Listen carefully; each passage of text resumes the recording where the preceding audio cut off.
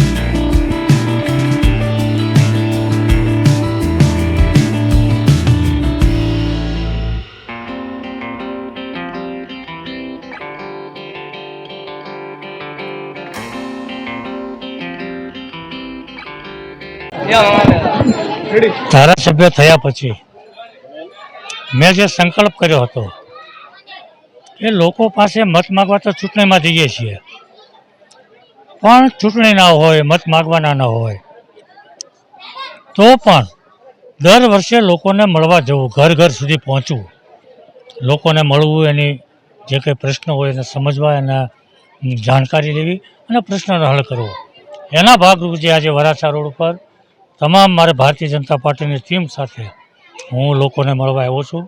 ઘર ઘર સુધી જાઉં છું, લોકોના પ્રશ્નો પૂછું છું અને પ્રશ્ન હલ કરવાનો પ્રયાસ કરું છું। એના ભાગરૂપે હું દર વર્ષે જે રીતે આવું છું એવી જ રીતે આ વર્ષે પણ આવ્યો છું। કેમેરામેન સેનિલ વિરાણી સાથે વિશાલ છેટા, માનવ પ્રભા ન્યૂઝ, સુરત। અમારા વિડિયોની નવી અપડેટ મેળવવા માટે સબસ્ક્રાઇબ કરો માનવ પ્રભા ન્યૂઝ ચેનલને, બેલ આઇકન ક્લિક કરો લેટેસ્ટ વિડીયો સૌથી પહેલા મેળવવા માટે।